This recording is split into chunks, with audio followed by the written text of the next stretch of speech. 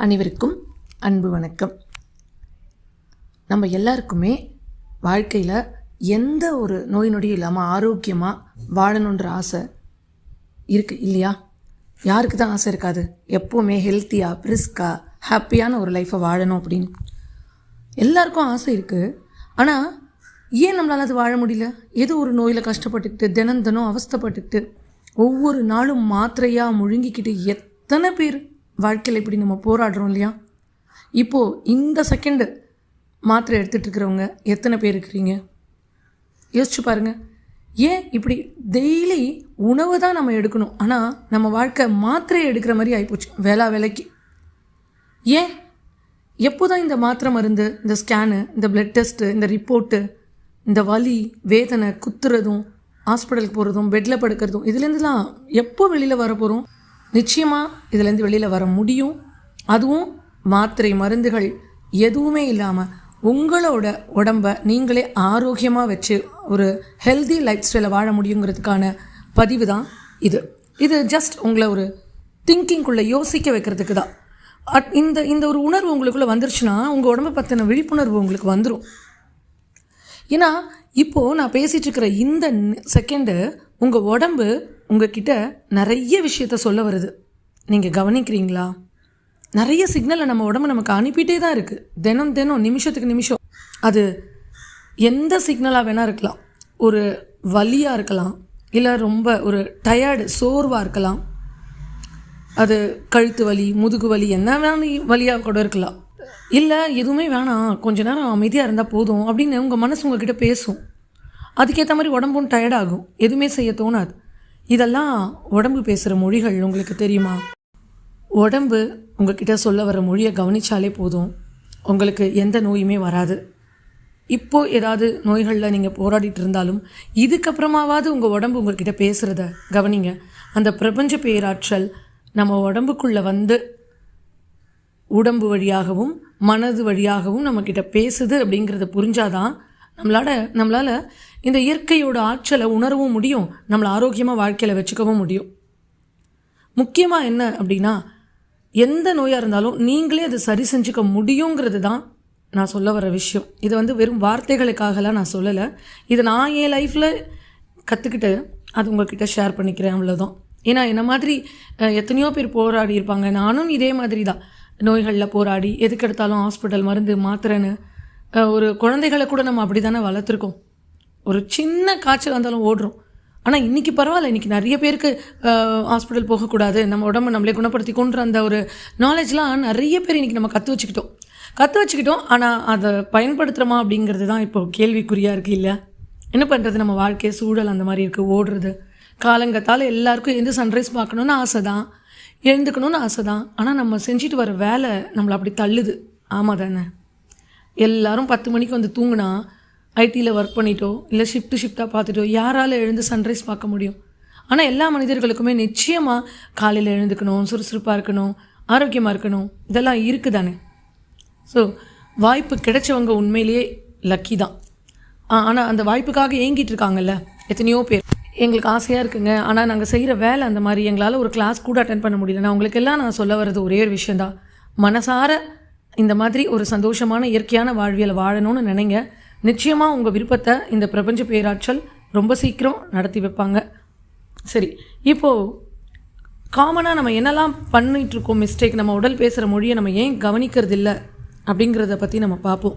எல்லாத்துக்கும் மேலே இனிமே மருந்து மாத்திரை எல்லாத்தையும் தலையை சுற்றி தூக்கி போட்டுட்டு நிம்மதியான ஒரு ஆரோக்கியமான வாழ்வியலை எப்படி நம்ம வாழணும், நம்ம உடல் பேசுகிற மொழியை நம்ம எப்படி புரிஞ்சுக்கணுங்கிறத பற்றி பார்க்கலாம். ஒரு நோய் அப்புறமா குணப்படுத்திக்கிறத விட உடம்பு நமக்கு முன்னாடியே சொல்கிற சிக்னலை கவனிச்சிட்டோம் அப்படின்னா அந்த நோயை வராமலே தடுத்துட முடியும். நம்மளோட உடம்புக்கு ரெஸ்ட்டுன்னு ஒன்று கொடுக்குறதே இல்லைங்க.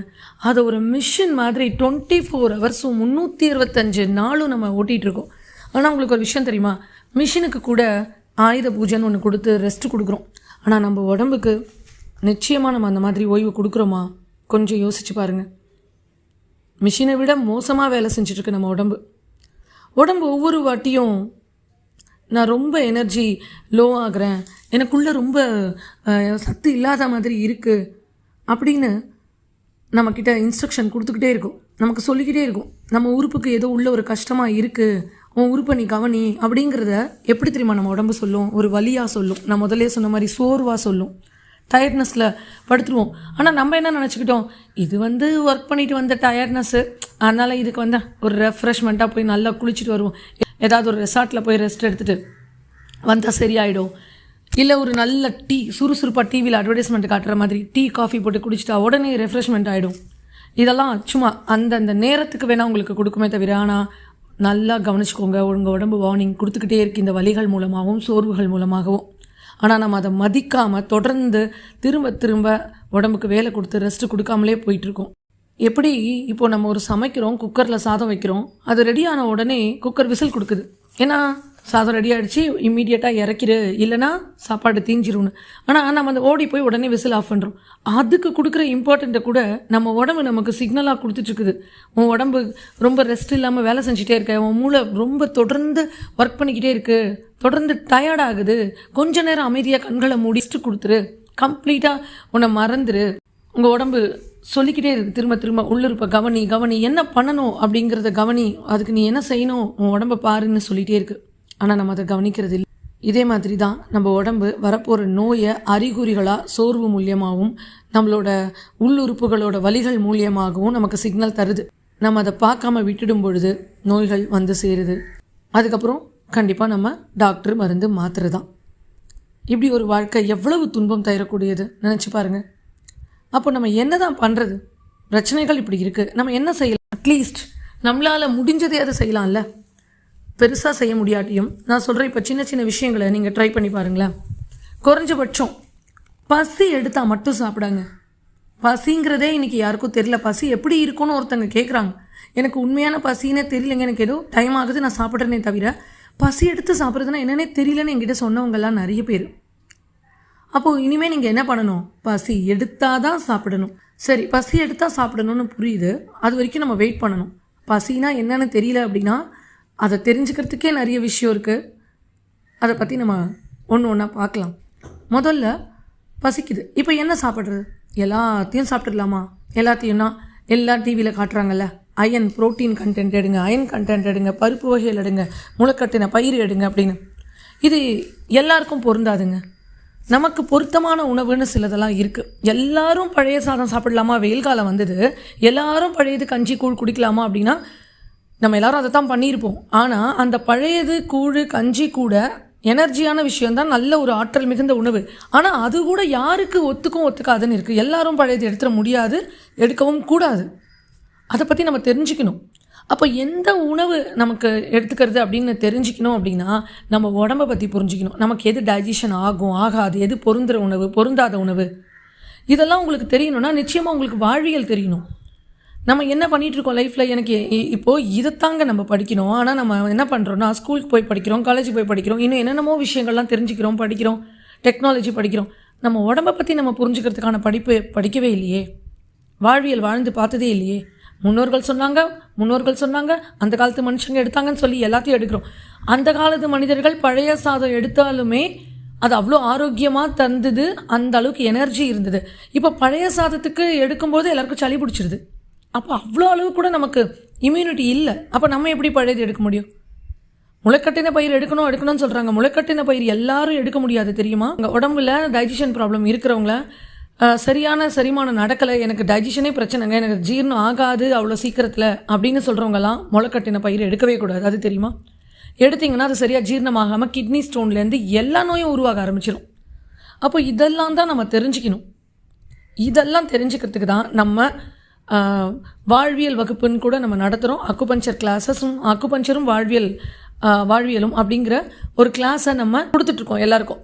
அதற்கான விழிப்புணர்வு வகுப்பு வருகிற ஞாயிற்றுக்கிழமை, அதாவது நாளைக்கு மதியானம் 2லேருந்து 3:30 நடக்கும். இதில் கீழே நான் டிஸ்கிரிப்ஷனில் லிங்க் கொடுக்குறேன், அந்த வாட்ஸ்அப் குரூப்பில் ஜாயின் பண்ணிக்கோங்க.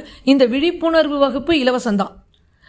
அதில் கலந்துக்கிட்டு அதுக்கப்புறம் உங்களுக்கு அக்குபஞ்சரும் வாழ்வியலும் அப்படின்னு கற்றுக்கணும், ஆமாம் நானும் கற்றுக்கணும் அப்படின்னா நீங்கள் கற்றுக்கோங்க. வாழ்வியலில் என்னென்னலாம் நீங்கள் சாப்பிடக்கூடாது, உங்களுக்கு எது நல்லது கெட்டது, உங்கள் வாழ்க்கையை வேறு மாதிரி இருக்கும் இந்த கிளாஸுக்கு அப்புறம்.